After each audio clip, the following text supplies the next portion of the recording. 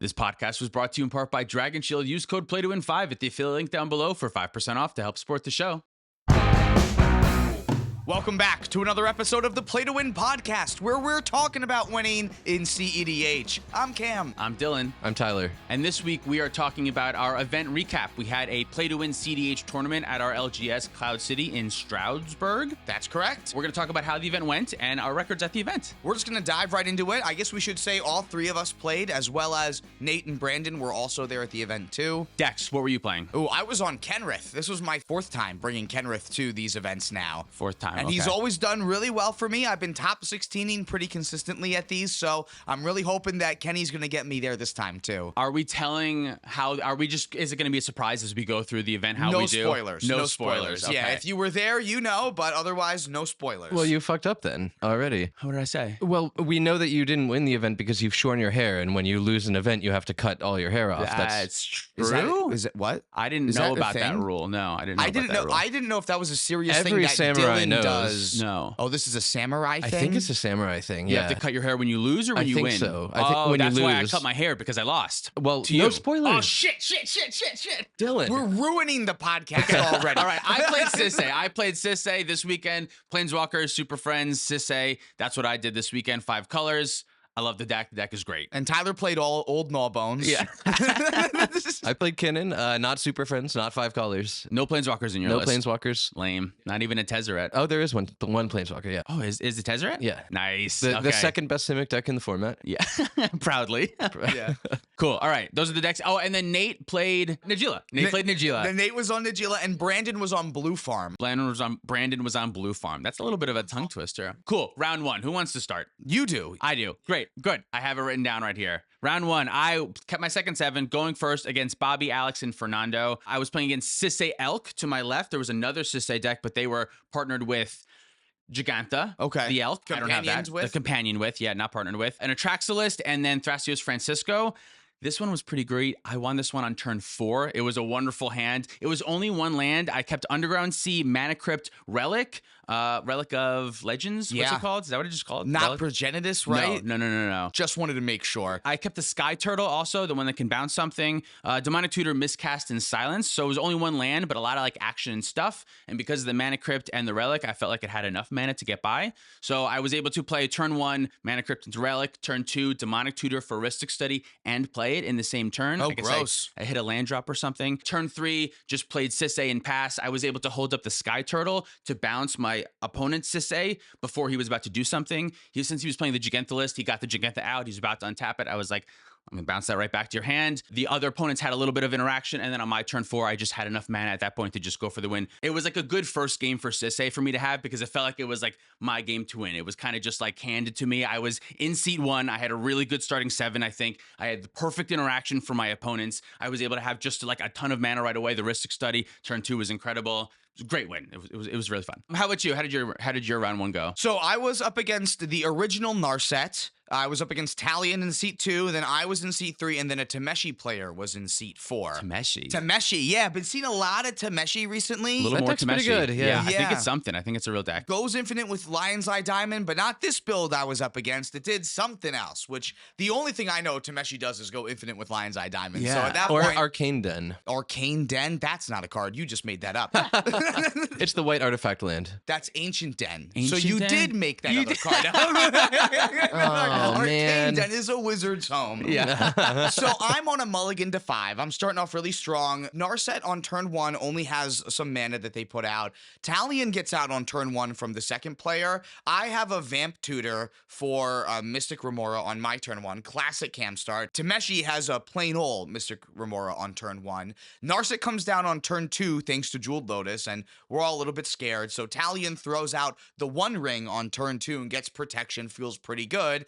My Mystic Remora gets stopped by a mental misstep from the Tameshi player, which is very sad. So Tameshi just slams Ristic Study down. So now I'm like, okay, Narset's in play. Tameshi has 2 card draw engines, and there's a One Ring from a Talion player who also has Talion out. Roughly what turn is this? We're going into Narset's turn 3, and everyone else has only had 2 turns. Okay, got it. We're on turn 2. Yeah. This is a really great start from everyone who is not a Kenrith player. So Narset goes to attack and finds the first extra turn spell that she needs to get an extra turn. Boom, gets in for some damage. Boom, keeps going, finds the second one, finds the third one, then finds what's the name of that card? Enter the Infinite. That's the draw your whole deck, or is that everything's free? That's I always draw mix your them whole up. deck, Draw your whole yeah. deck. Okay, yeah. Draws the whole deck with Enter the Infinite and has Scroll Rack in play now too, because Narset for some reason doesn't say pick one of the 4. It's you can cast all the fucking non-creatures that she reveals. That's crazy. That's busted, right? Yeah. And Scroll Rack is so cool because I also learned this interaction.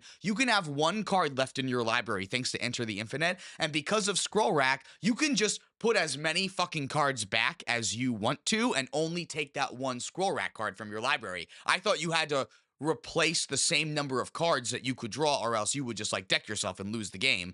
That's not how Scroll Rack works. Wait, I'm sorry. Say it again. He was trying to Scroll Rack 4 cards back into his library when there was only one there. So me reading Scroll Rack thought that the numbers on each value had to be the same. That's not how Scroll Rack works. You can take however many cards are in your library at that time and just take those. Oh, okay. You won't draw your deck? You're not I drawing don't think it's it, drawing. no. Oh, okay. It's not. Like, it's worded very specifically. Is it like put into your hand, or is it still a draw? Let me pull it up, Maybe actually. I need to reread Scroll Rack because I thought it was the same, but I guess I'm wrong. That's what I thought, too. So when you read the actual... Oracle text. Thank you. The Oracle text. It's exile any number of cards from your hand face down. Put that many cards from the top of your library into your hand. So you're not actually drawing them. You're just putting the maximum amount that you could from the amount that you exiled Interesting. down. Yeah. Good to know. Scroll Rack players obviously know that. I don't know that though. So after you enter the Infinite, you have one card in your library. You can Scroll Rack back whatever 4 cards that you want. Any number, right? Not 4 necessarily. Well, 4 because like that's how many that Narset exiles. So you're Right. trying to set up a specific scenario where Jace, the Thassa's Oracle Jace, can get put back in the top 4. You can reattack with Narset, cast Thassa's Oracle Jace. Wielder of Mysteries is the name of that one. Because it's a non-creature version of Thassa's Oracle that Narset can hit. Very smart. Yeah, so it was a super cool win. We got to see Rise of the Eldrazi get cast off of Narset too. So it was just like Sick. the perfect Narset game, and I was laughing so hard the entire time. It was great. That's awesome. So I'm 0-1 to start the day off. Okay, yeah. I also real quick wanted to go back and mention I won that first game with Rocco specifically. I wanted to note that because I wanted to keep track of when I actually won the game with Rocco. Oh, good call. I just cast Rocco for Dockside. It made enough treasures, and I was able to go through my Sisei loop for there. I didn't mention the specifics. Rocco is how we did. Rocco won. Okay, that sounds good. What about you, Tyler? Well, round 1 I had a bye. Yeah. So this counts as a win for points purposes, but it doesn't feel like a win for Yeah, what- record purposes. Buys are broken. What happened? Did someone drop, or like was there... We had some players who didn't show up, so I think they had to do some messing around with pods in the beginning. If I remember correctly, there were 2 of us who were assigned buys, but then there were also 2 pods that initially only had 3 players, like someone didn't show up.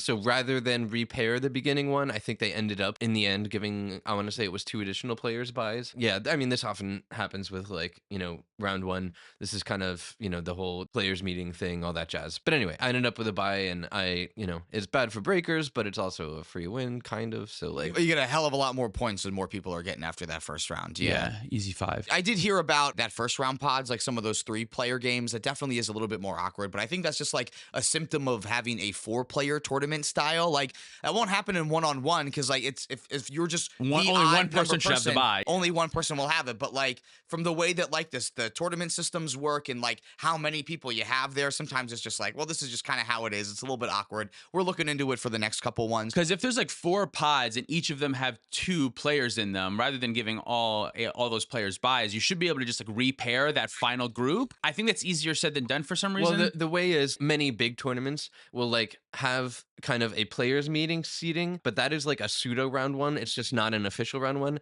And during that, they will identify who's not there, drop them from the event, and then fire round 1. And would they repair the people that were not in those pods? Everyone gets repaired. Everyone gets to repair. Okay. Yeah, because the players meeting seating is just different from your round 1 seating. Understood. So we should try to do that for next one, maybe. We should try to, just make an emphasis on doing that. Yeah, I think that that's fair. sounds good. All right. So Tyler's 1-0, you're 1-0, and I'm 0-1. How'd game 2 go for you? Game 2, let's get there. So game 2, I was playing against Tim Natana, which was nice. Not me on Tim Natana, that's an obviously. homage, yeah. Jessica Ishai, which is not nice as a Sisei creature type deck. Jessica is just not something that I love seeing right there in the command zone. Obnixilis, which is always cool to see. And then me, I was playing, again, obviously second 7. There's probably a few times where I played creatures when I maybe shouldn't have played creatures knowing that the Jessica was there. I kind of felt like I can't just do nothing. I kind of have to just make him use the Jessica so it's more expensive so I can win in the late game. There was one notable moment that I want to point out of a win opportunity that I had that I completely missed. I had Cultist of the Absolute, I think is the name of the enchantment that gives my commanders +3/+3 death touch, lifelink, ward something, and at the beginning of my upkeep I have to sacrifice a creature. It basically gives Sisay +4/+4, allowing Sisay to be a 6/6, meaning it can search for things that are 5, which is anything in the deck. So it's a 1 mana thing that turns Sisay on all the way, which is great. I played it. It was my only creature in play with Sisay. It got to my upkeep. I was going to lose. There was no way I'm winning the game.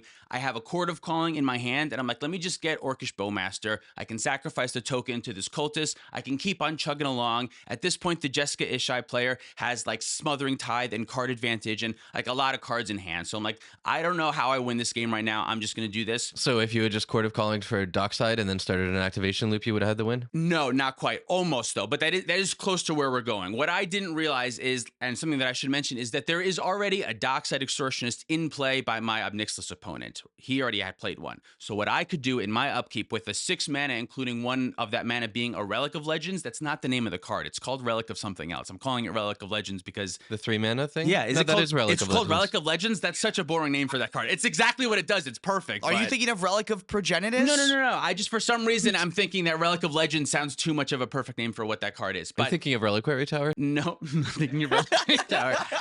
Darksteel Relic. Shut up. I have 6 mana. My opponent's Dockside, if I were to, I don't know, clone it with a Sakashima the Imposter, a legend that I can search for with Sisay, would make 6 treasures. So in my upkeep, in response to this Cultivist trigger sacrificing my Sisay, I can use 5 of my 6 mana to search for Sakashima the Imposter because Sisay can find anything because of the Cultist, copy the Dockside Extortionist. It makes 6 treasures. I use 5 of those treasures to go find Emil. I have 1 treasure left and 1 mana available. The Emil will come in and have Relic be able to tap it for 3 mana. I can make the Emil flicker the Sakashima and then have it come in as a copy of Dockside and make infinite treasures in my upkeep and then win by finding Gaia's Cradle, Derevi, and Mount Doom and just win right there in my upkeep.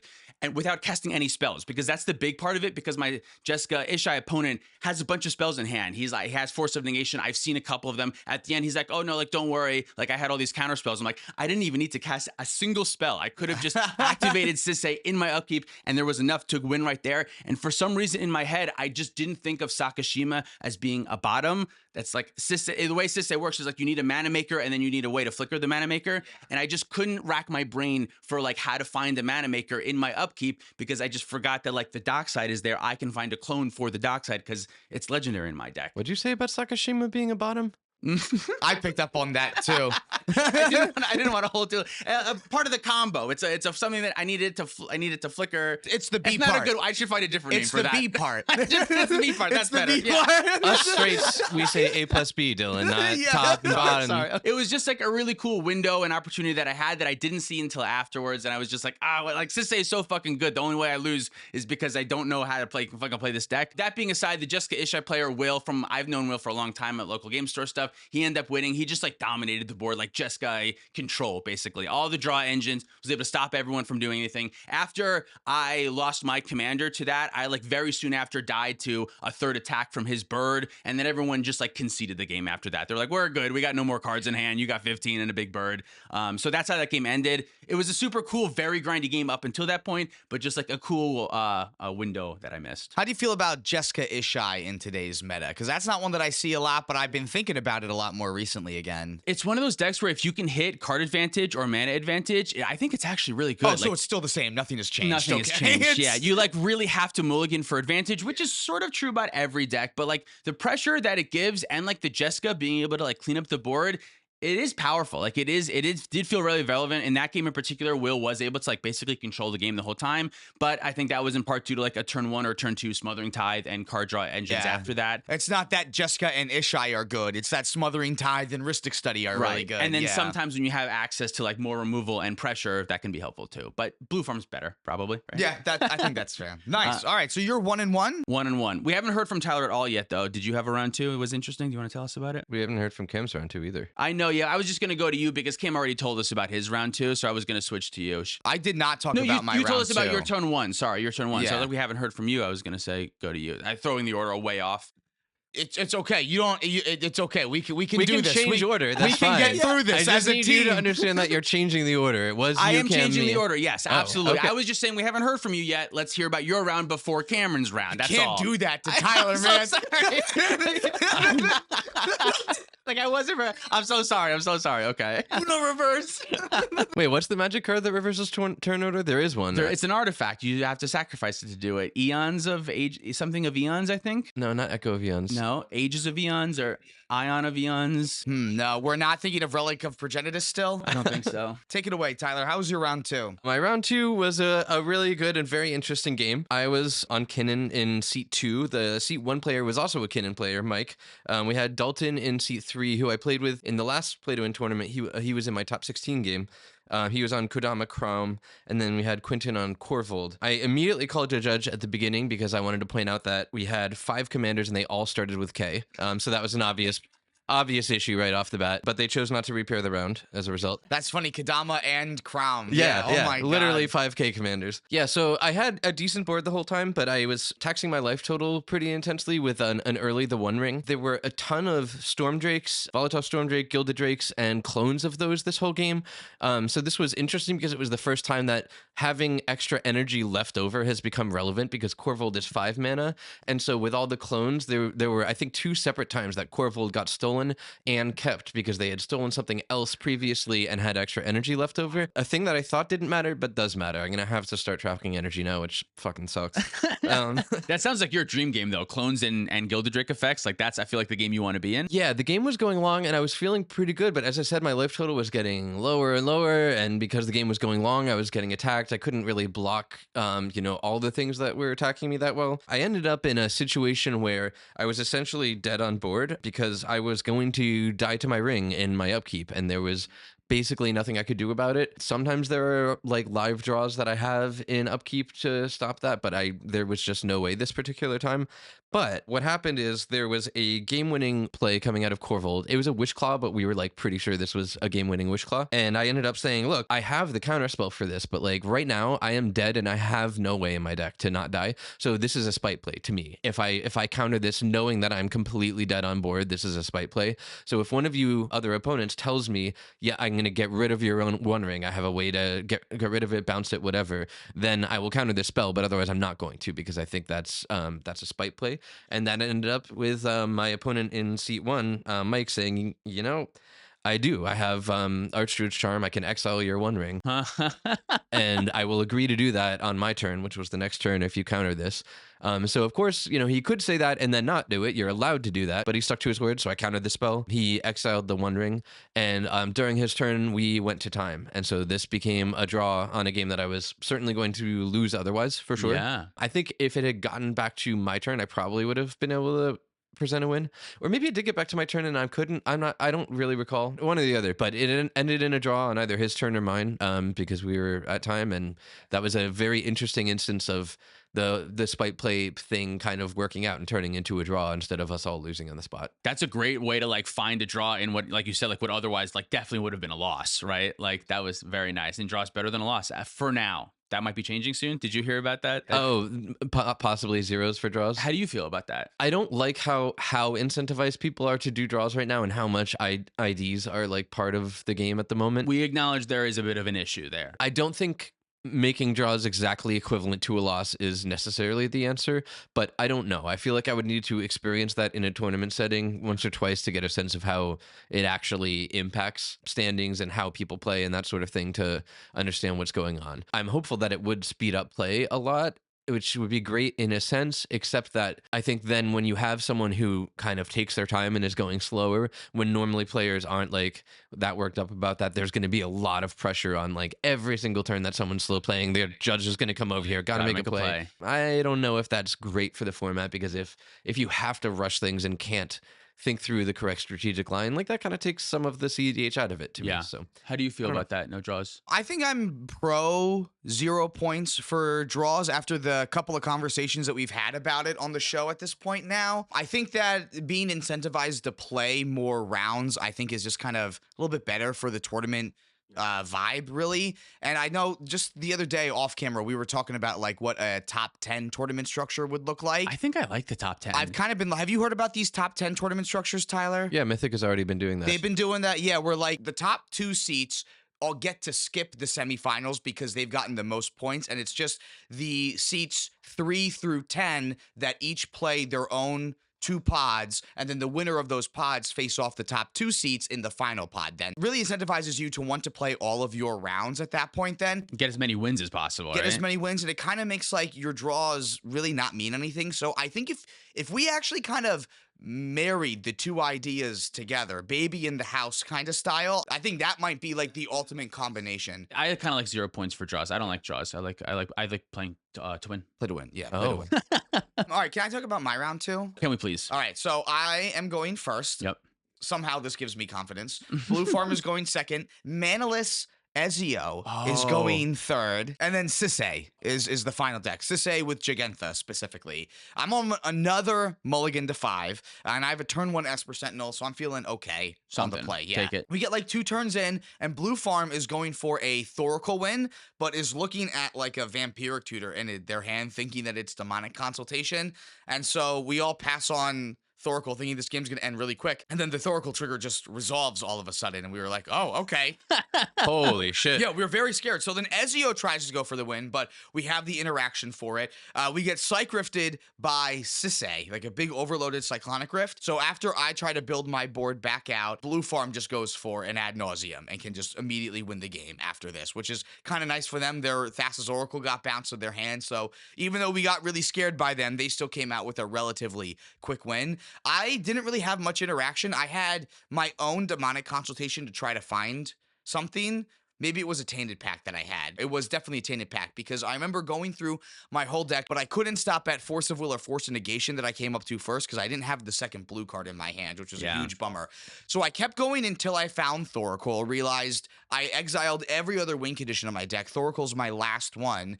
My only way that I could win this game is to hope that Ad Nauseam flubs somehow and that it will come around to my turn and I can present another win. And of course that doesn't happen. Yeah. Then later the Sisay player did tell me, well, you could have like kept going until you find like Pact of Negation, and then you can like try to force a draw and say, well, we know that Manaless Dredge is going to win on the next turn then, so I'm going to counter you, we can't counter that, and try to throw like a Sam Black draw situation in.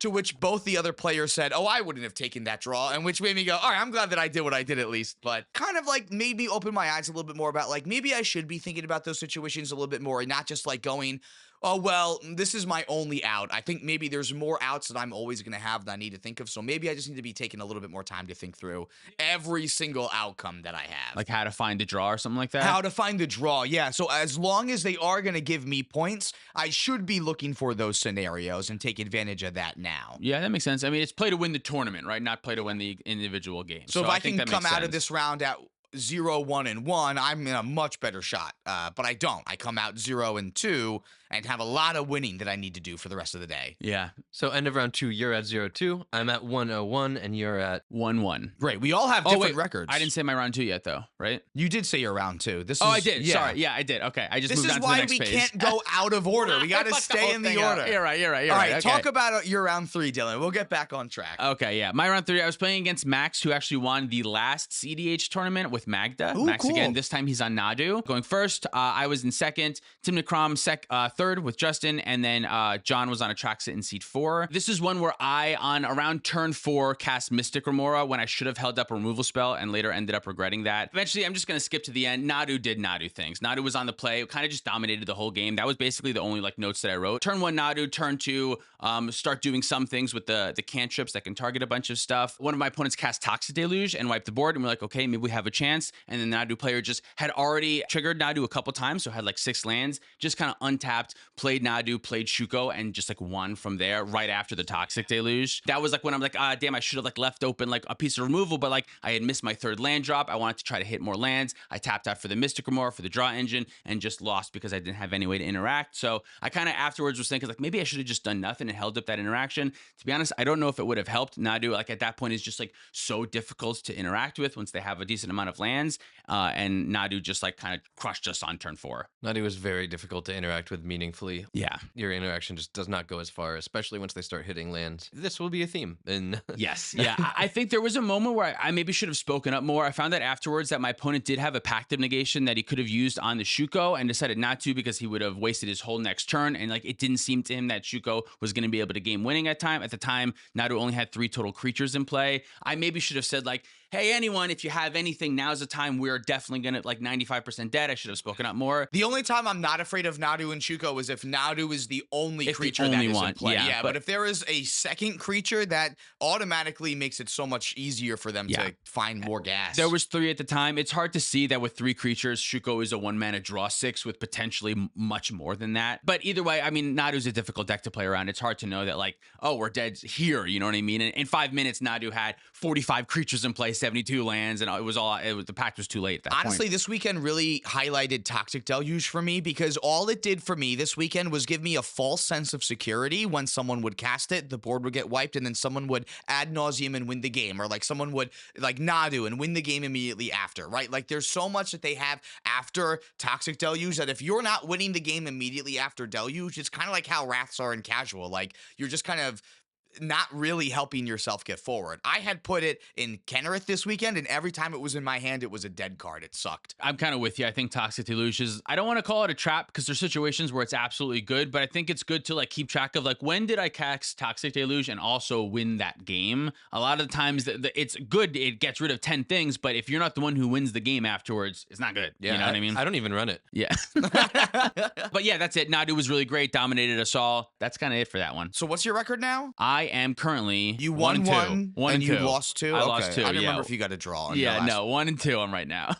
So for my round 3, it's the most Francisco heavy pot I've ever been in. Francisco Crom's in seat 1, Blue Farm's in seat 2, Francisco Thrasios is in seat 3, and then I'm in seat 4. Long grindy game. This was the longest game that I played all day. Francisco Crom got Necropotence out, so he was the first person to go. Francisco Thrasios was trying to win the game on my upkeep after we did a decent amount of grinding. They got a Seedborn Muse into play, so we're like very scared. So they're trying to win on my upkeep. So I, in response to them trying to win, I cast Consultation for Born Upon the Wind. Keep in mind, this is now the second time that I'm trying to like Forbidden Tutor through my deck to help me win a game in this tournament.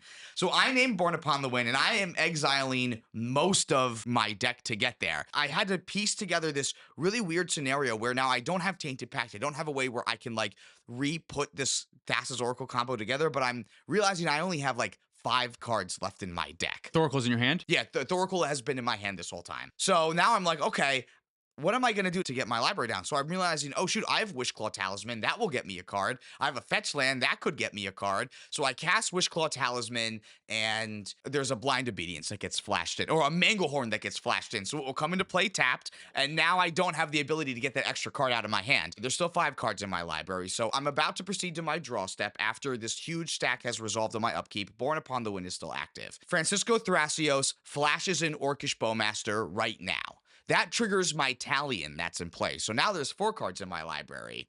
So then I draw for the turn, and now there's 3 cards in my library, and I'm looking at Talion and the Thoracle in my hand, and I'm going, I can't believe we just put this together accidentally. So Thoracle goes on the stack, time's called in the round, and the Blue Farm player has a Pact of Negation the whole time. The whole time.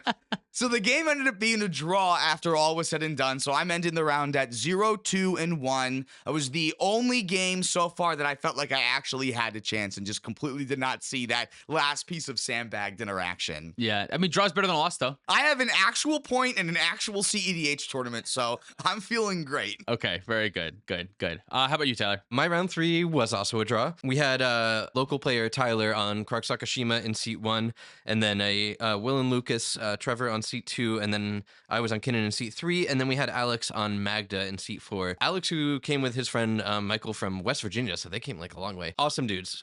So that was an interesting game. I stopped a few wins by I stole the Magda. I also enduranced the graveyard of Trevor, the Will and Lucas player, because he was going for a second breach attempt. He had like breached once, it got bounced to his hand before he could execute a game-winning combo, but we knew he had it in hand, so then before his next turn, before he untapped, I enduranced his graveyard so he wouldn't be able to breach win. Then going into my turn, he cast a Cyclonic Rift. I did have a Glenelender out, but I instead fought it. I activated the One Ring, drew into the Hullbreaker Horror, cast a Hullbreaker Horror, and, basically threatened that I was going to be able to bounce the Big Rift, which caused Tyler on Krug Sakashima to Dualcaster Mage to put a copy of the Big Rift on the stack. Oh my god. So I Glenelendered that, and then I ended up, I think, Glenelendering the original Psych Rift, or maybe I just bounced it with Hullbreaker, I'm not sure. But I didn't have the mana positive rocks that you need to win with Hullbreaker Horror. It was unfortunately one of those turns where you take a bazillion game actions, because I had a Fairy Mastermind and I had a Springleaf Drum, which is mana positive, but only as long as you have creatures to tap for it. So I was able to generate a lot of mana, spin my wheels, continued trying to draw cards with the Fairy Mastermind to try and find the mana positive rocks that would let me generate infinite mana and win on the spot. At that point, we found out that we were very close on time. I think we had like 5 minutes left because of an extension. So after realizing I wasn't going to be able to get there, I couldn't draw any more cards, I turned my attention to executing the loop to bounce everyone else's stuff to try and force the draw to like get as many things off the board as I could. I was feeling pretty confident that we were going into a draw, and kind of suggested, hey, is this a draw? Like, are we good? Because, Magda has a very hard time coming back from having no permanence. So, like, I was confident the Magda player would accept the draw. And Tyler and Krug Sakashima said, actually, I need to play this out. I was like, he's got something. So I passed to Magda. Magda basically couldn't do anything, but I said, hey, let's get rid of what we can. He ended up, I think, bouncing the Dualcaster or destroying the Dualcaster that was on the Krug Sakashima board, and also, at my suggestion, wastelanding the Volcanic Island, one of only 3 lands that Tyler had on Krug Saka. Did Tyler go like, I'd like to revisit that draw discussion? Yeah, all of a sudden, yeah. Well, it was going to be a draw in time anyway, but ultimately that did get there. I think he had a reasonable play that could have been a win, but it did end up getting shut down, and wastelanding the Volk appeared to matter in the end. So yeah, it worked out. That turned into a draw, but it was definitely an interesting draw. So you are 1 win, 0 losses, 2 draws right now? Yeah, but the win is a bye. So at this point, I'm not actually feeling great because I'm like, I haven't won anything. Yeah. But yeah, it was 1-0-2 at this point. Cool. So that's round 3. Should we talk about round 4? This round, I played against our patron Kawaja, which is always nice. Kawaja was on Tevish Krom. Grixis Tevish Ooh, Krom. nice. I saw Narset. It was Nathaniel. Was that your Narset player? There was a good chance. I'm realizing I'm the only person today who didn't write down his opponent's names, and now I've been feeling like a huge asshole for He the past doesn't love half you. hour. Only I love you. There was an Elsha player, and then there was me going last again. I kept my second 7, or maybe my first 7. No, it was definitely my second 7, because I ripped a Ragavan off the top, which made the hand like way better than it otherwise would have been. I had a turn 2 Lavinia, which was also great because I thought Lavinia would be particularly good against Elsha and Narset because they're both trying to cast things for free. So Lavinia is pretty good there. It ended up being very good. My opponent had to, on his turn, Swords to Plowshare the Lavinia, which, looking back, he had mentioned in the beginning that he was new to cEDH, and he said he probably shouldn't have done that. He wanted to just like get out some more mana rocks and play Bergie and just like develop his board more, which is fair. But yes. So did you shame him and tell him to stop playing cEDH? No, I did not do that. I said I told him that might have been a good idea to wait on the swords, but I don't think it's the end of the world, because what I had was already a Dockside in play and touched the Spirit Realm in my hand. So I was able to, before going to his end step, touch the Spirit Realm, my own Dockside. On his end step, the Dockside comes back and makes a whole bunch of treasures. Sisse is still very small at this point. I only have Ragavan. Lavinia is gone at this point. So I have to untap, but I still made so many treasures that I had enough to find Teferi to bounce my Dockside. I don't remember the specifics, but I'm Was pretty this sure. still on end step, or was this on the next turn? I went to my turn. I Okay. end step made a whole bunch of treasures with Dockside, and I just went over to my turn because at the time Sisse didn't have enough to activate to find anything relevant, or maybe Sisse wasn't even in play at the time. Oh, okay. Because normally I feel like you can I win can on just the win end on step instant there. speed. Yeah. I think the reason was I'm not sure Teferi was actually in play at that point. I had to untap and cast Teferi. And if she's too small and like can't get a She can't meal find too, anything. You really Yeah. need to find a 3-drop most of the time to get going, so she needs to be a 4/4.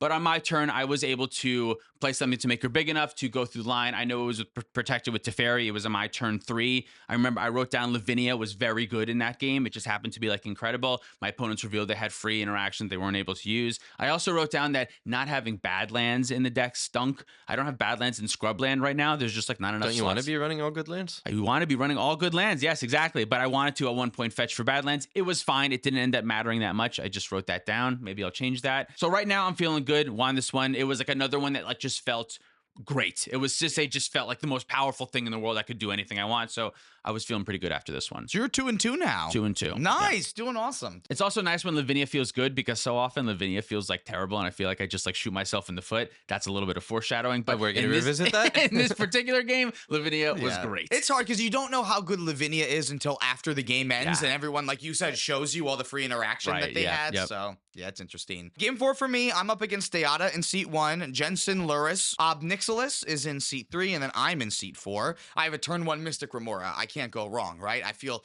so good, like I was coming into all my games.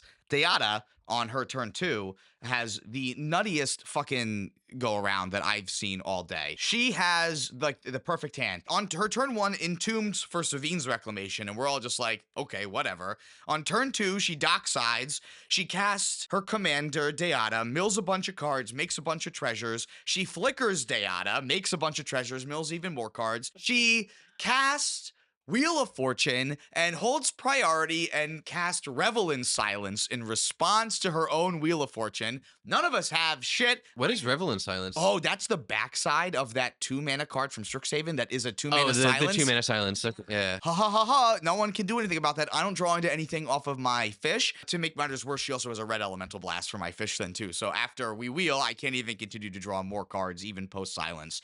And she ended up winning that turn. It was absolutely spectacular seeing her go off. She finds Underworld Breach and just is able to keep flickering Deata for more mana, continuing to fuel her breach. It was the coolest win I had seen all day. Everyone else only got one turn, and it was fucking badass. So I'm now 0-3-1. Felt like it was Mardu Summer again. Yeah. But it was awesome. When Deata Yeah. does shit like that, it's so fucking cool. Seeing you just like churn through deck and just mill everything, so many treasures, such a cool deck. Oh yeah, for sure. Yeah, she had the perfect hand for that game. That Wheel of Fortune she drew into like some great stuff too. It was an awesome way to go. Yeah, good way to go out. Oh yeah, for sure, for sure. We know at this point that you need 12 points to make it into the top 16. So that equates to 2 wins, which are 5 points each, and 2 draws, right? Were there any 11s that made it or no? I don't know. I think you can get in at 2, 2, and 1. Yeah. You just have to have good tiebreakers for the most part. At least the chatter of the tournament was if you want to get in, 12 points is the number that you need to shoot The for. guarantee. 11 might make you that last slot or 2, but 12 is what you want. So now I'm coming out of round 4 with 1 point. Right. So I'm not there. So the maximum you can get is 5 more points, right? The maximum I could get for this tournament is 6 points. Yeah. I'm out of top 16 contention, but let's talk about Tyler. My round 4, this one was a loss for me. I was in 4th seat. Carmen on Femboy Farm, also another local player, was in first seat. Then we had Max on Nadu, who you played earlier. Jacob on Corvold in seat 3. I kept a 1-lander with a mana vault. I don't remember the rest of the details of the keep, but this became pretty important because that 1 land did not get me to both of my colors of mana, and I was like, the other cards in my hand are good. I have this mana vault. I'll draw into it eventually. I think I still have a game plan here. Basically, how that game for me went was I think including my original 7, I think I ended up seeing 25 or 26 total cards that game, and I never saw another land.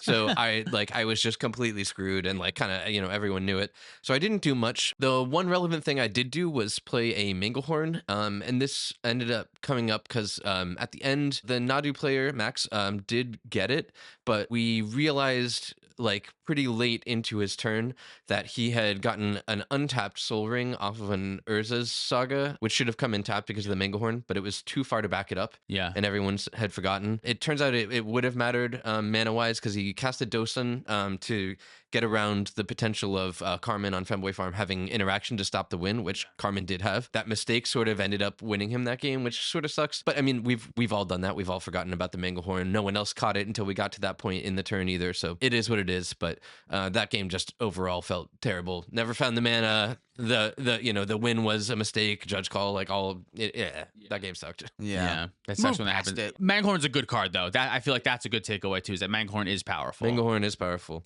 So also, I do want to say at this point I was feeling real crappy because I had the one win from a bye, but I'm 1-1-2, and I haven't actually won a single game the entire day. So I was like, man, fucking suck. I'm cooked. So then going into round 5, the last round of the day, Tyler needs to win a game, you need to win a game, and I'm just here for fun. Theoretically, I could have a draw. I think I'm 2-2 right now, so 2-2-1. You could go There's for a a world, draw. but I'm telling myself I need to win. Playing I'm for going the win, yeah. I'm on the play, which is really nice. Kept my first 7, which is really nice.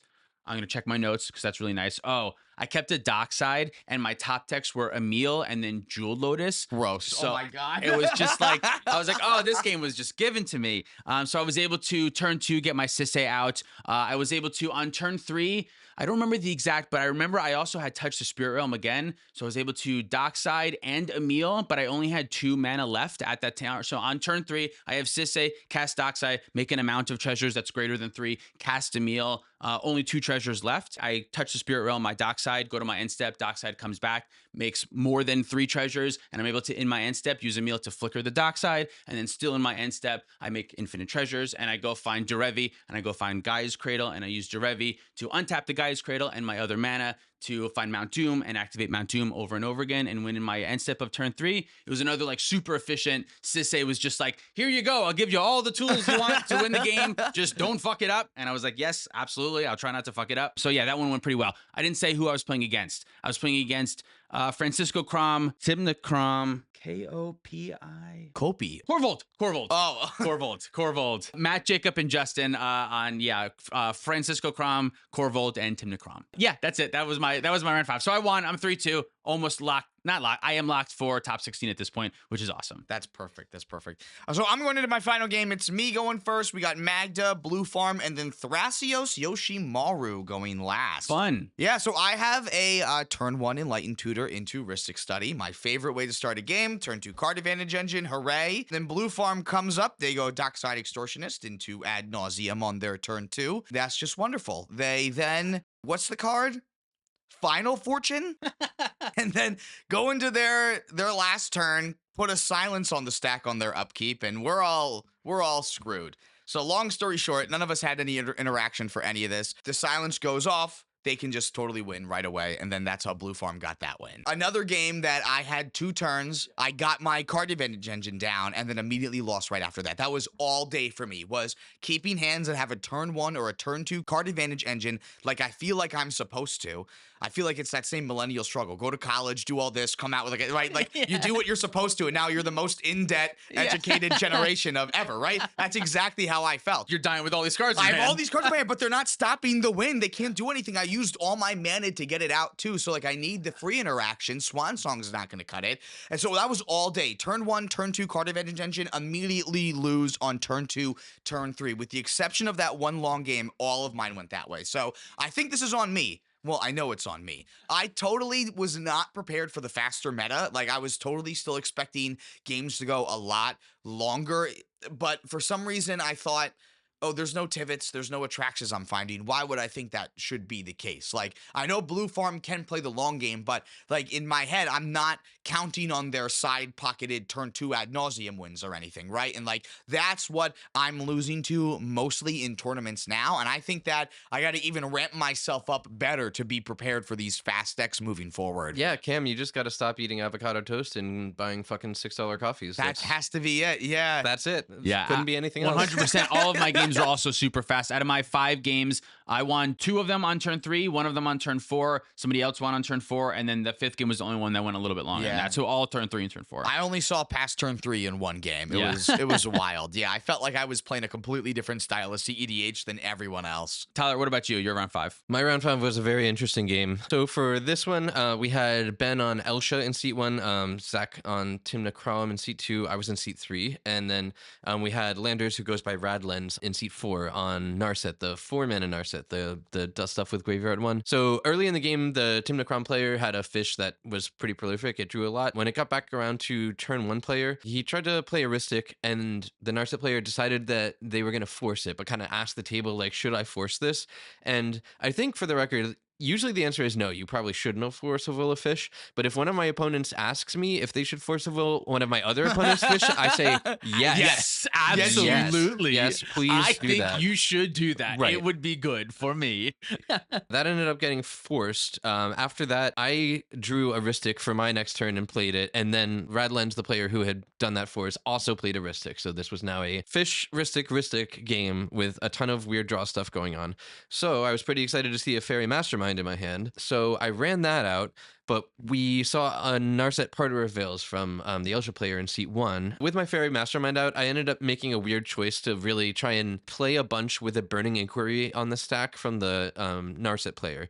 So I tried to Baby Rift the Narset Parter of Veils that the Elsha player had so that people would be able to draw cards, so I would get more draws off of the Fairy Mastermind, and ended up spending a bunch of interaction to defend that play and kind of like try and make it work. And that drew the fish player a ton of cards, so their hand was super stacked.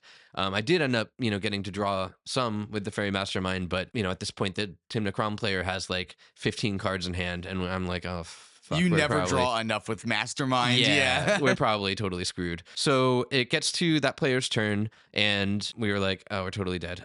Silence in the upkeep. So I figure we're fucking done. And then proceeds like the most insane stack that I could have imagined for that turn. Over the silence? Over the silence. I didn't have interaction at this point. The stack goes silence. Elsha casts Pact. Zach, the player on Tim Necrom, pacts back. In those two, I drew a Force of Will from my Ristic study.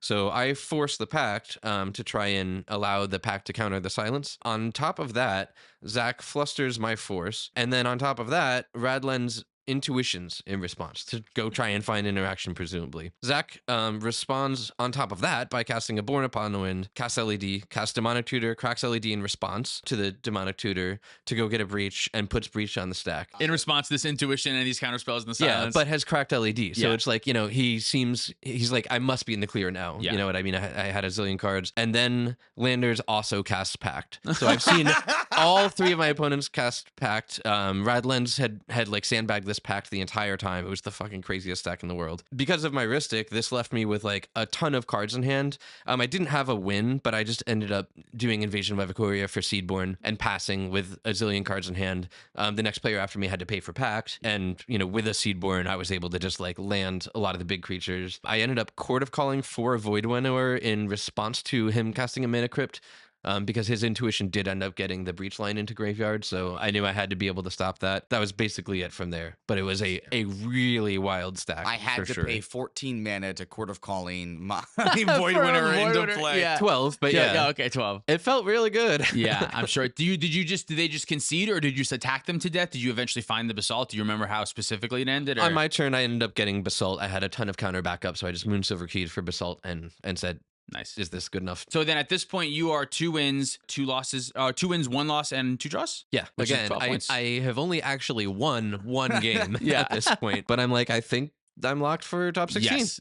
12 points is. Also, Brandon, our 5th, is also locked for top 16 after this round, too. So there's 3 play to win folks that are in the top 16 of this event, which is pretty cool. Very fun. Nate lost his winning in. He got very close this time, but he did lose his final game, getting him into top 16. So, So you won't be seeing him on the channel anytime soon. no, honestly, He's me punished. neither, though. Yeah. Yeah, Cam's out too. Yeah, I'm taking a huge hiatus. Top 16. Top 16. So you guys were in the same top 16 pod? Same top 16 pod, yeah. Which made me very nervous because Sissy is a bad matchup for What Gideon, did you I call think. her? Sissy? You called her sissy. I heard you say Did I? sissy. I Yeah. didn't mean to. Yeah. Sissy. This one, I was first playing Sisse, right? I was first? Yep. I was first because seeding, I was 3-2, which was pretty high in. It's like the highest. Yeah. Yeah, it's like the highest or whatever. It's no big deal. I also just realized that I wrote down my hands for all of these games and I didn't reveal any of them. Zach, who was in seat 2, had more points than you did. Did he? Yeah. Why did I go I'm first? pretty then? sure he had 3 wins and a draw. Why did I get seed first then? I don't know how the seeding works. Are you sure? I'm pretty sure only for top 4 does it work. I know they cross-reference to how many times you were in first, second, or third throughout the day when they determine the order. Maybe that's what it was. Maybe he was already. Do they? first. Because I was in I think I wrote it down on here somewhere. Yeah, my seedings were second seat for my very first round, and then third, fourth, fourth. I think those are randomized. I think it's just for the top 4 that he's talking about, right? That's what I'm saying. Is I think only top 4 is locked by record. But yeah. Either way, which I would went mean first. that you're both correct. Yeah, we're both right, and me more though. So then after Sisei is Rog Thrasios, Kark and Sakashima, and then Kinnan. You are going last year. Tyler was hemming and hawing over his hand, so I was like, maybe it's like a grindy hand. Tyler is going to win late. Normally, this is how Tyler plays. I'm going to prepare for the late game. I played Lavinia on turn 2. I thought it would be pretty good against my Rog Thrasios and my Kark and Sakashima opponent, which it was pretty good there. On turn 3, I tapped out for Italian, thinking that my Lavinia is still good and I want to draw some more cards. I was thinking, Tyler, I don't think Tyler's got anything. All you did at that point, I think, was like cast the Kinnan. I don't know that you'd done much else besides just like turn 2 Kinnan or something. So I was like, I'm going to tap out for this Italian. I have the Lavinia. It's going to slow some people down, whatever. Tyler untaps, and I guess I can just let you tell the rest of the story. Sure. So I do want to mention it was Zach, another local player who was on Rog Thrasios, just because he plays a lot of the local events and did really well. And Tyler on Kark Saka is the same one I played earlier. So from my perspective, I did keep like a slow kind of dirtily hand, but it's because I had Basalt in hand, and I don't usually keep hands like that in Kinnan, but I felt like I might have to try and push early into this pot in particular because there's so much inevitability out of all 3 of those decks. From my perspective, turn 3, Dylan tapped out to play this Talion with his Lavinia out, which I was kind of excited about. Zach decided to basically spend all his mana and also get Italian out, so he completely tapped out to do that. And then Tyler essentially tapped out, leaving I think only a colorless mana available to get a Sakashima down so that he had both Kark and Saka. So I'm like, oh, all my opponents are tapped out. Like, this Basalt feels a lot better. And then it felt even better when my draw for turn was Mirage Mirror, which is one of the primary outlets for Basalt. So I had an Offer You Can't Refuse in hand. I was looking at enough mana to be able to cast Basalt and defend it with an offer. So I'm thinking like, this is really good. It's in the bag. Like we're good. So I cast the Basalt. Tyler on Kark Sakashima decides to fierce it, and I realized I hadn't thought about how free interaction was going to work through Lavinia. So with Kark and Sokka out, yeah, that's very interesting. Lavinia's ability counters the original spell immediately, but there are still the 2 Kark triggers. So there's, 2 rolls to see if there's going to be a copy of that spell made. So you can still kind of counter things for free through Lavinia. So I'm going, man, I hope he loses at least one of these rolls, because then I have an Offer You Can't Refuse for the other one if one of them does resolve. It turns out he lost both of the rolls. So Fierce was countered, and then both copies went back to hand, and I'm like, sweet, I'm in the clear. That's the win. But I do want to talk about what would have happened had it gone another way. If I had ended up having to offer something, it turns out that Tyler also had both Remand and Mindbreak Trap in hand. So had I had to do that, there were 2 more counterspells that I would have had to get through and probably wouldn't have gotten through. So my odds went way down. So I got very lucky that he lost both of those flips, because that was kind of the win. I think other than that, I was probably going to get stopped for that turn. Wow, yeah, good thing he was playing Kruk, but also bad thing he was playing Kruk at the same time. Like, it gives him that one out that he can actually still counter your shit, but at the same time, you still have to get lucky for it too.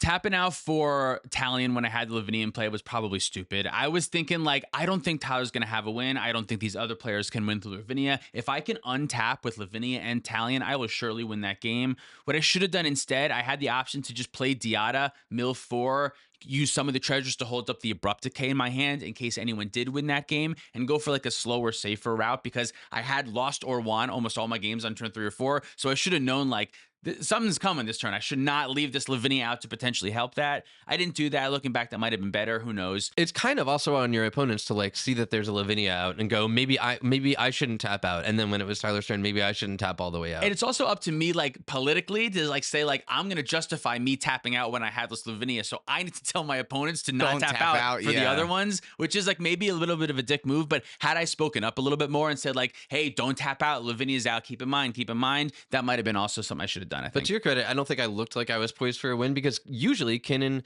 like, you can see on the board when they're poised to win. Like, Tyler never wins on turn 3. Like, you were not a threat to me at all. Boards Kinnan like doing nothing. I was like I was doing nothing. So that one came out of nowhere. And looking back, I don't know. Looking back, obviously the Abrupt Decay line should have been what I done. I'm not sure if that was actually right. I think it was, but you just happen to have the good hand. And either way, it was a good game either way. Like, it was just a good showing of what cEDH is now, which is turn 3 wins. Yeah, Dylan wept bitterly. I started crying right away. Right away. Yeah. You're not, this isn't fair. I don't like you anymore.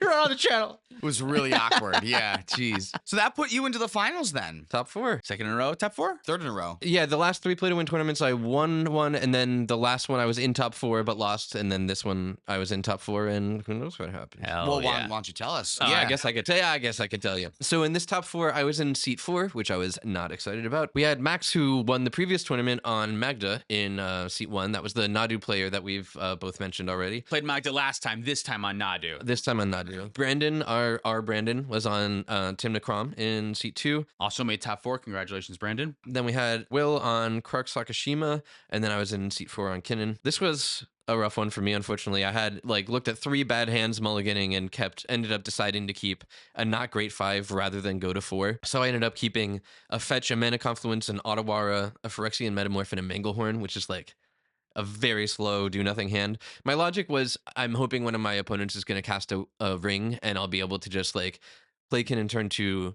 curve into a ring turn 3 on the Metamorph, and hopefully just draw back into that game that way. Do you play Hedge Maze in that deck, the Surveil land? No, I do not. I'm not actually considering adding it either. I don't think it's great in Kinnan or decks that usually need a play pattern of a land and a piece of free mana to cast their turn 1 commander. It's so critical to my game plan. It is 3rd on my list of lands I might add after Talon Gates of Moira, and I don't know. Talon Gates is an interesting one, especially if you're playing crop rotation. I could for sure see you adding that card. Yeah. Absolutely. So yeah, it did work out that way in the sense that I did end up getting a 1 ring off of it, but all 3 other players, deployed Esper Sentinel, Polywog Prodigy, a 1 ring out of the Nadu player. They were just playing a much faster game with better draw engines than I was kind of the entire time.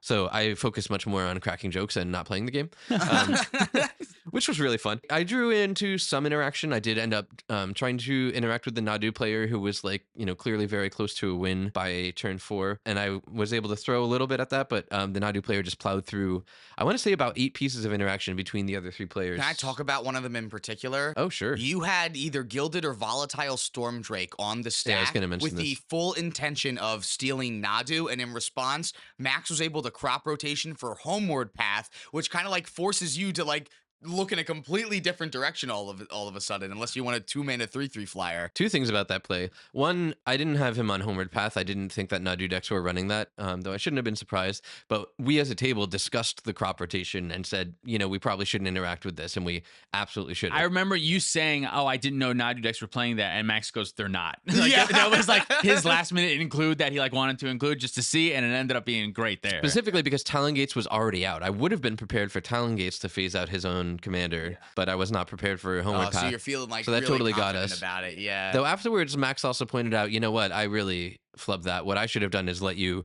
put the trigger on the stack targeting Nadu, maybe even let you exchange control, and then later in your end step, then crop rotation for Homeward Path so that you wasted the exchange. Be that as it may, that ended up being kind of my last trick to try and stop Nadu from going off. Like I said, he just plowed through an incredible amount of interaction and was able to get the win. I think it was a turn 4 win. It might have been turn 5. I'm not positive. I know he ended up winning with Snap and Eternal Witness and Nadu triggers and Gaia's that requires Gaia's Cradle. Yeah, so he made infinite mana, and also with Nadu, that line also just goes through your whole deck as you keep on targeting the Eternal Witness. I think because you can, after you make infinite mana, you can rebounce to Nadu and replay it again. Every time the Eternal Witness comes back in, it gets 2 new instances of being able to get targeted. Yeah, you don't even have to replay the You don't Nadu. have to replay the Nadu. Yeah, exactly. Great win, Max. Winning twice in a row. Fucking awesome. So that was pretty nice. So we got a top 4, we got a top 16, we got the same guy who won this tournament. Overall, I thought it was super successful. Overall thoughts. What are your overall thoughts? Give them to me, Cameron. Format has sped up a lot more than I anticipated that it had. There was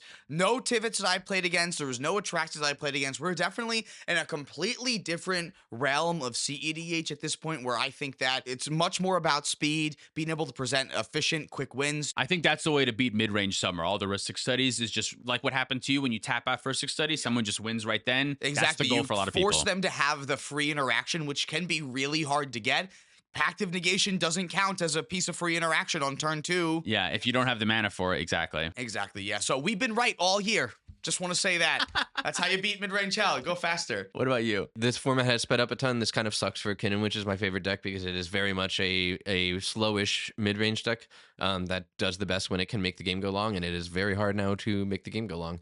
So that's been difficult. I'm surprised I ended up top 4ing this one. I didn't think I was going to. I didn't feel well positioned, but I just kind of got lucky on some stuff. I wanted to note one thing that one card that I think is seeing play that I've been thinking a lot about. I wish I was exaggerating when I tell you that I thought about this for 45 minutes while falling asleep last night, and I just could not stop. Valley Flood Caller I'm seeing in Rogsai and some other decks. Yeah, it's really good. I don't understand why you don't just play Leyline of Anticipation. I don't get it. Oh, I do, because it's really bad and doesn't have flash and is 4 mana. That's why. If it's not in your opening hand, it's so bad. Maybe. Yeah. The Valley Caller itself Having has flash, right? I guess think that is that's really the important. reason, The 2 blue pips probably matter too. Yes. Also, I like, just maybe if that effect is so important, maybe all 3, like Born Upon a Wind and I have and thought both about of that. those. Pre-games can be good. It's a 4 mana hit off ad nauseum, which is more than 3 mana. the other big problem is that the other cards that you have that basically will do the same thing with like your Necropotence are going to be Final Fortune and stuff like that. So you already have like a third 2 mana option to go into. And those ones you can find off of the Necro. Like you can find them off of the Necro in the end step and then Yeah. flash in the flash enabler. All 3 of those allow you to do that, whereas you have to have the Leyline first. Yeah, you have to have it in your opener, otherwise you can't do the Necro thing. I think it's too cute. I think Leyline of Anticipation is just like way too cute. Yeah, you might be right.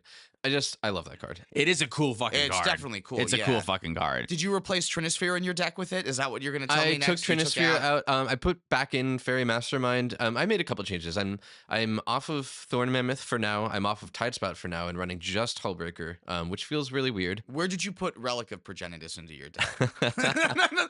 No, I did not put in a Relic of Progenitus. Are you playing Miscast or Dispel? Those are 2 cards that I put in recently as a way to like try to beat some of the turbo decks a little bit. How do you feel about like just like the 1 mana stop ad nauseum, stop cheap stuff? Yeah, I feel like when you're losing to a lot of Rogsai and like fast decks, then the cheap interaction is like kind of what you need to be able to stop losing to those decks. But here's the problem that I feel like I face right now. Nadu is like a terrible matchup for Kinnan, is a very hard deck to beat, and barely cares about either of those cards. That's true. That's fair. What I need to beat Nadu is to be able to stop the major engines from coming out. I'm talking like the Shuko, the Umbral Mantle, like that kind of stuff. Ways to interact with the untapped creatures, like that stuff. Croson Crypt. Ooh, Croson Crypt. That asks me to run very different things to interact with that deck than to beat the fast decks. And so I don't know what the answer is right now. I feel like I'm being pulled in 2 different directions, at least with Kinnan, to try and compete against that. And the answer I'm increasingly arriving at is that Kinnan is just not a good deck in the meta right now. And I've been playing a lot of Tim Najeska lately, and I'm probably going to keep doing that because it's capable of going a lot faster. And I just don't think mid-range decks can tech against Nadu on the one side, which is like such a boogeyman, and fast decks on the other side. Like I think mid-range decks are screwed. Yeah, you do kind of need a lot of different answers for both of them. That makes a lot of sense. Yeah, that's kind of my overall conclusion as well, or mainly just that everything is getting faster, which means for me, my solution is I also want to go fast. So I built Rogsai when I got back from the tournament. Sisei is great. I love Sisei. I'm going to keep on playing it. I definitely think it's like a deck I'm going to stick to. But for my other deck, Cody was fun and all. Cody can present those turn 2 consistent wins. Roxai has turn 2 consistent protected wins. And that's like what I'm looking for right now. Is like Roxai can win on turn 2 with protection. Cody can't really do that. I also took apart Kennerith. Yeah. Kennerith's in a major timeout after this tournament, and Yeah. I'm back on Blue Farm Go now. look at the corner now, Ken. Yeah, go look at the corner. I want to try to win on turn 2 with ad nauseum too. So you're on Blue Farm. Yeah, so now I'm on Blue Farm. So We're going fast. What happened last time the format got really fast? Because I feel like we've been here before. Rule of law. Winota. Stacks came back because stacks are like one of the only Deafening answers. like turn 1 deafening silence is so good against not as much Nadu. That's the difference is that now Nadu's here. Normally when the tournament everything got fast, rule of law could slow him down. definitely silence is pretty good against Nadu. Like you can still go through your whole deck, but like you still need to find like if you cast Shuko that turn, then like You can't guess any more interaction. I or- don't agree with you at all. Deafening Silence is dog shit against Nadu. It does not fucking matter at all. They are delighted because no one else is going to be able to like win in front of them. what I'm saying is that if you cast Shuko, you can't cast anything else. You can't protect your spells. You can't go until you find Beseiju or Otawara because they come into play. You have no option of putting them in your hand ever off of a Nadu trigger. Okay. It's not guaranteed. You still need to like. You still need the more. turn You that need more cast interaction. Shuko, even if you're finding it off of like a tutor creature, you will still get a lot of cards and protect yourself for your win on the next turn. But it will still hurt and will still give you like at least another chance. You might be right. It's not like every deck should play it because it's going to kill all the Nadu decks, but I think that they care about it maybe a little bit more. I see what you're saying. Yeah, I do think it stops Nadu from being able to like win the turn they play Shuko. Yes. but they'll still get their entire deck in their hand. Yeah, exactly. They still get so many cards that my thought is like, okay, well, they have to, pass, but now they have interaction that is even harder for other players to counter with a deafening silence. Did you actually stop Shuko and Nadu, or did you just like Buy a feed them turn. the win because no one else can play any other cards? I wonder also if like maybe we go back to a world where Collector Roof is like a stacks piece that we want again, because Collector Roof seems pretty good against Nadu. They can just bounce it, but it's good against Shuko and stuff. So if you're gonna pair your Rule of Laws with something else, if you pair them with Collector Roof effects, maybe that will be good at both stopping Roxai and Nadu. I'm gonna go home and I'm gonna brew Balin next. Okay. Even when they just get out one of the 2-mana untappers and do 2 cards on each player's turn and then 3 cards on the turn before theirs, that is still like 7 cards in a turn cycle from just a creature and Nadu. When I was looking at it the other day when Max was playing, he cast the 1 cantrip and he only had 3 creatures in play. And I'm like, oh, this sucks. I'm like, wait a minute, this is Ancestral Recall. It's literally an Ancestral Recall, Even when the cantrips are bad, they're still